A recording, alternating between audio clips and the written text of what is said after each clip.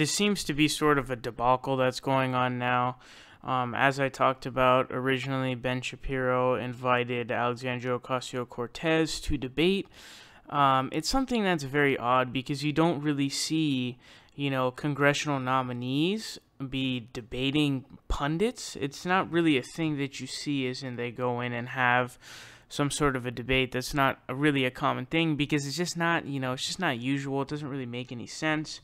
It doesn't make sense why Alexandria Ocasio-Cortez would have any interest in doing that, obviously, because it's not actually going to gain any voters from doing that. It doesn't make any sense whatsoever. But here we go. So, Ben Shapiro has, yet again, on another occasion, stunningly, proved again that he's a complete fucking dumbass.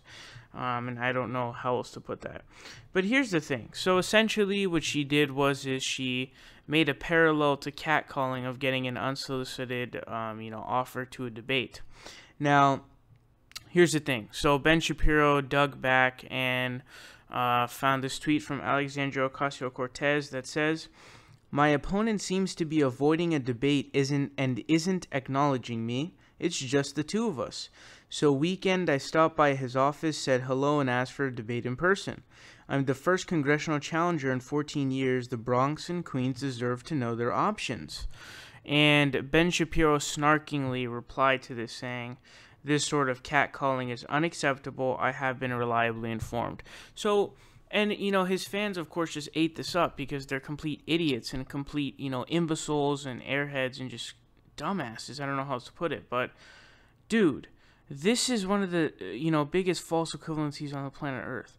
Because, talking about debating in the context of two opponents in an election, that is almost a given. Debates in an election are supposed to happen. It is something that is expected. It is a tradition. It is something that should happen because the voters want to, and they should hear out the different options that they have. They should hear the different points and the disagreements of the, different, candidates, and that is what happens. So the idea that, that would be something in any way similar to what Ben Shapiro is doing, where he's some, far-right pundit who's inviting a congressional nominee for a debate in exchange for $10,000 for her campaign, there's no equivalency between that, and it boggles my mind because there are, not only is it that, Ben Shapiro is such an idiot that he, even set this out, but, his fans just eat this shit up. And it's like, dude, there's no comparison whatsoever between you trying to offer up a debate to a congressional nominee in comparison to Alexandria Ocasio-Cortez in a congressional race with an opponent in the election saying, hey, why the fuck are you not debating me? This is a tradition that we do. The voters should, and, they need to hear out the differences that we have.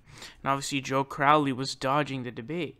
And so, this is one of the stupidest things that I've really seen. And again, she didn't call it catcalling. She didn't say what Ben Shapiro did was catcalling in the first place. So that doesn't even make sense anyways. That's just sort of something that, it's not even a thing, because she didn't say what he was doing was catcalling. She was drawing a parallel to catcalling from what he said. And so this really just goes on to prove how stupid and just how embarrassing Ben Shapiro really is overall. And I don't know, I'm sort of trying to decide whether or not he knows what he's doing is shady, but honestly, I have no clue at this point.